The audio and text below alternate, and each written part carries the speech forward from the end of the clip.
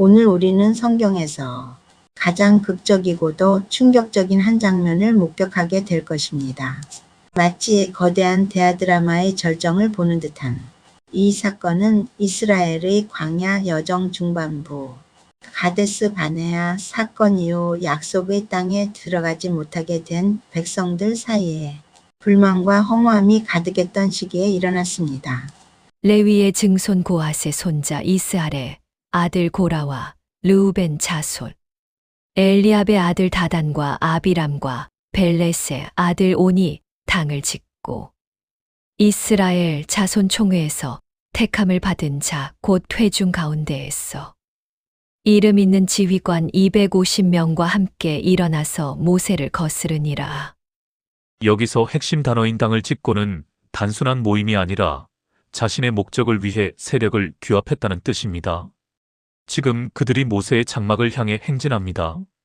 그들의 손에는 향로가 들려 있고 눈빛에는 분노가 가득합니다. 너희가 분수에 지나도다 회중이 다 각각 거룩하고 여호와께서도 그들 중에 계시거늘 너희가 어찌하여 여호와의 총회 위에 스스로 높이느냐.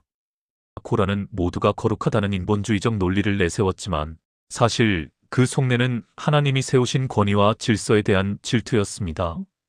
이 도전에 대해 모세는 자기 방어나 감정적 대응을 하지 않았습니다.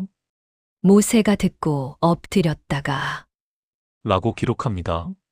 그는 먼저 하나님 앞에 엎드렸습니다. 이 도전은 인간 모세가 아니라 하나님께서 세우신 영적 질서에 대한 정면 도전이었기 때문입니다. 모세는 누가 진짜 하나님께 속한 자인지 판결을 맡기자며 제안합니다. 아침에 여호와께서 자기에게 속한 자가 누구인지 거룩한 자가 누구인지 보이시고 너 고라와 내 모든 무리는 향로를 가져다가 내일 여호와 앞에서 그 향로에 불을 담고 그 위에 향을 두라. 그때 여호와께서 택하신 자는 거룩하게 되리라. 레위 자손들아, 너희가 너무 분수에 지나치느니라. 여기서 우리는 고라가 받은 특권이 무엇인지 정확히 알아야 합니다. 고라는 레위 지파 중에서도 성막의 지성물을 어깨에 매는 고핫 자손이었습니다. 모세는 그 은혜를 망각한 고라를 꾸짖습니다. 이스라엘의 하나님이 너희를 구별하여 자기에게 가까이 하게 하사 여호와의 성막에서 봉사하게 하시며 회중 앞에 서서 그들을 대신하여 섬기게 하심이 너희에게 작은 일이겠느냐. 너희가 오히려 제사장의 직분을 구하느냐. 이를 위하여 너와 너의 무리가 다 모여서 여호와를 거스르는도다. 고라는 이미 지근거리에서 하나님을 섬기는 영광을 누리고 있었음에도 만족하지 못하고 하나님이 정하신 경계선을 넘어 제사장의 직분까지 탐냈던 것입니다. 반역의 또 다른 축인 다단과 아비람의 오만함은 더욱 극에 달합니다. 모세가 그들을 소환했습니다. 우리는 올라가지 않겠노라.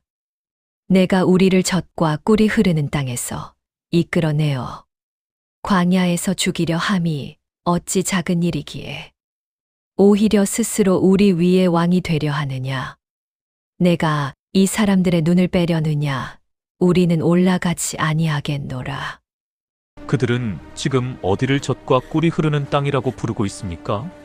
바로 자신들이 채찍에 맞으며 노예로 살았던 애굽, 자신들의 아들들이 나일강에 던져져 죽어갔던 그 지옥 같은 땅을 젖과 꿀이 흐르는 땅이라고 부르고 있습니다. 이것은 단순한 불평이 아닙니다. 이것은 하나님의 구원을 정면으로 모욕하는 것이요, 하나님의 구원을 왜곡해버린 것입니다. 노예의 사슬을 그리워하며 자유를 주신 하나님을 몰아세우는 영적 폐륜입니다. 은혜의 눈이 멀고 불평과 원망에 사로잡혔습니다. 하나님이 주신 기적의 만나를 비웃고 사탄의 종노릇 하던 시절을 축복이라 부르는 이 기막힌 현실 앞에 모세의 심장은 무너져 내렸습니다. 모세가 심히 노하여 여호와께 여짜오되 주는 그들의 헌물을 돌아보지 마옵소서. 나는 그들의 나귀 한 마리도 빼앗지 아니하였고 그들 중에 한 사람도 해하지 아니하였나이다. 라고 고하며 자신의 결백과 하나님의 공의를 호소합니다. 결전의 아침이 밝았습니다. 고라와 250명의 지휘관이 제각기 향로를 들고 회막문에 섰습니다. 고라는 온 회중을 모아 모세와 아론을 대적하려 했습니다. 그때 하나님의 영광이 나타나며 엄중한 심판의 말씀이 들립니다. 여호와께서 모세와 아론에게 말씀하여 이르시되 너희는 이 회중에게서 떠나라. 내가 순식간에 그들을 멸하려 하노라. 이 절체절명의 순간에 모세와 아론은 엎드려 간구합니다. 하나님이여, 모든 육체의 생명의 하나님이여, 한 사람이 범죄하였거늘 온 회중에게 진노하시나이까. 이것이 죽어가는 자들을 향한 중보자의 모습입니다. 하나님은 모세의 기도를 들으시고 백성들에게 반역자들의 장막에서 떠나라고 명하십니다.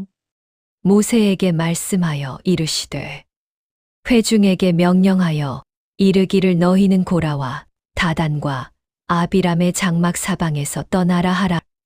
모세가 회중에게 말하여 이르되 이 악인들의 장막에서 떠나고 그들의 물건은 아무것도 만지지 말라. 그들의 모든 죄 중에서 너희도 멸망할까 두려워하노라 하매 무리가 고라와 다단과 아비람의 장막 사방을 떠나고 다단과 아비람은 그들의 처자와 유아들과 함께 나와서 자기 장막 문에 선지라. 모세가 마지막 판결을 선포합니다. 모세가 이르되 여호와께서 나를 보내사 이 모든 일을 행하게 하신 것이요 나의 임의로 함이 아닌 줄을 이 일로 말미암아 알리라.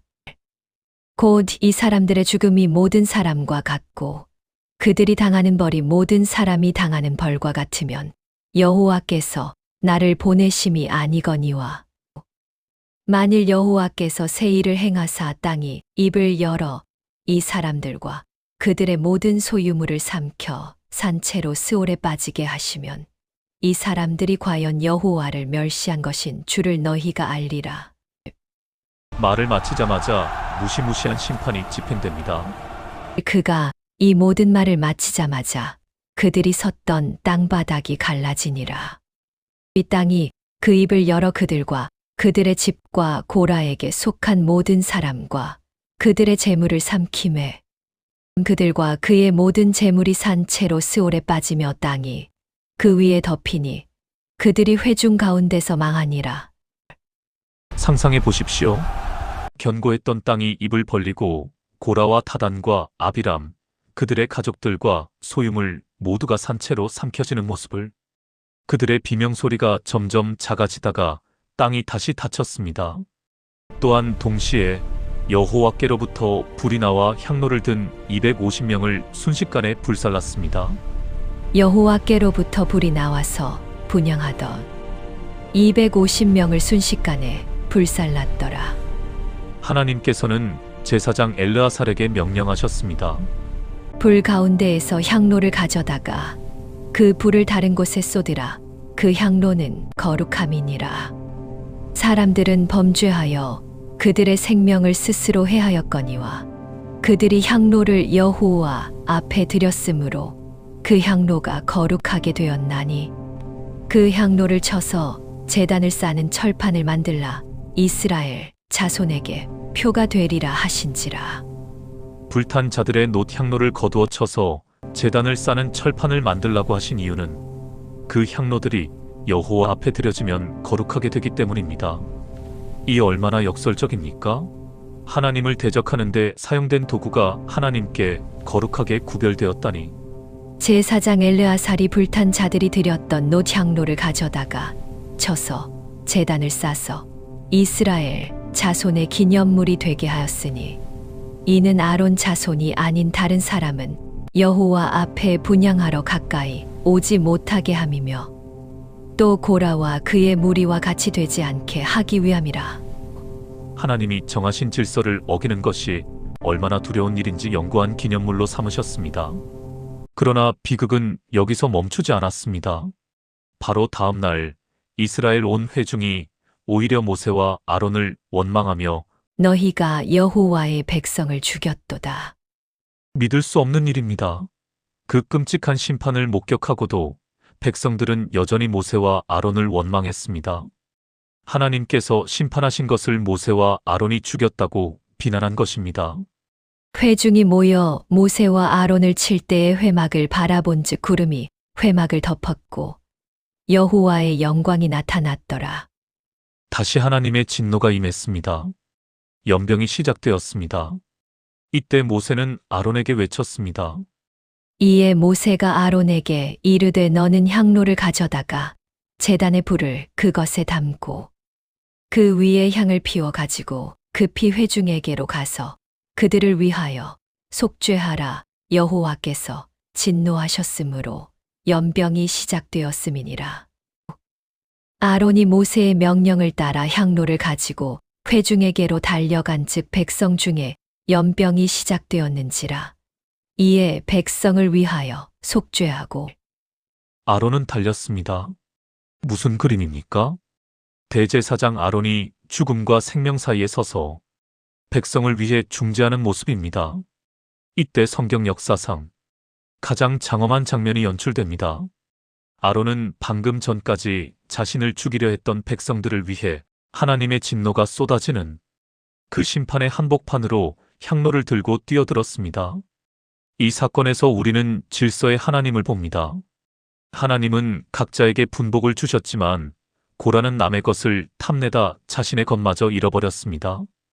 복음적 관점에서 이 장엄한 장면은 우리를 위해 죽은 자와 산 자 사이에 서신 예수 그리스도를 예표합니다. 히브리서 7장 25절은 이렇게 선포합니다. 향로를 들고 죽어가는 백성들 사이로 달렸습니다. 죽은 자와 산 자 사이에 섰을 때에 연병이 그치니라. 그러므로 자기를 힘입어 하나님께 나아가는 자들을 온전히 구원하실 수 있으니 이는 그가 항상 살아 계셔서 그들을 위하여 간구하심이라. 아론의 향로가 재앙을 막았듯 예수님은 십자가라는 향로를 들고 우리 죄의 형벌을 대신 받으심으로 영원한 심판을 막아내셨습니다. 사랑하는 성도 여러분, 하나님은 광야를 지나게 하실 때 우리 마음의 밑바닥을 확인하십니다. 왜 나는 이 정도 대우밖에 못 받나라는 비교와 원망이 들 때 모세의 질문을 기억하십시오. 하나님이 너를 가까이 하게 하신 것이 작은 일이겠느냐? 지금 여러분이 지키고 있는 그 자리, 이름 없이 섬기는 그곳이 하나님 나라에서는 결코 작은 일이 아닙니다.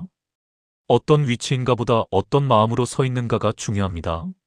내가 스스로 높이려 하면 땅이 삼키지만 하나님 앞에 엎드리면 하나님이 우리를 높이십니다. 아론이 보여준 중보의 모습은 성령 충만한 사명자의 본보기입니다.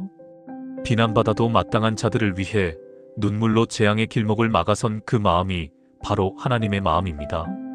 이제 우리의 시선을 내가 가지지 못한 타인의 직분이 아니라 이미 나에게 주신 중보의 사명으로 돌립시다. 세상에 죽어가는 자들과 살아있는 자들 사이에서 복음의 향로를 들고 서는 여러분이 되기를 간절히 소망합니다. 기도하겠습니다. 거룩하신 하나님 아버지, 고라는 이미 하나님께 가까이 가는 특권을 받았으면서도 만족하지 못하고 더 높은 자리를 탐하다가 멸망했습니다. 다단과 아비람은 노예의 땅 애굽을 젖과 꿀이 흐르는 땅이라 부르며 역사를 뒤집었습니다. 주님, 우리도 원망과 불평을 하지 않으며 우리에게 주신 모든 것이 은혜임을 깨닫게 하시고 현실을 바로 보게 하옵소서. 하나님께서 각자에게 맡기신 자리에서 감사함으로 충성되이 섬기게 하옵소서.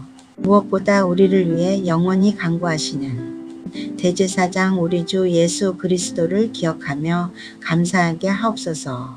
오늘 말씀 감사드리며 우리 주 예수 그리스도의 이름으로 기도드립니다. 아멘.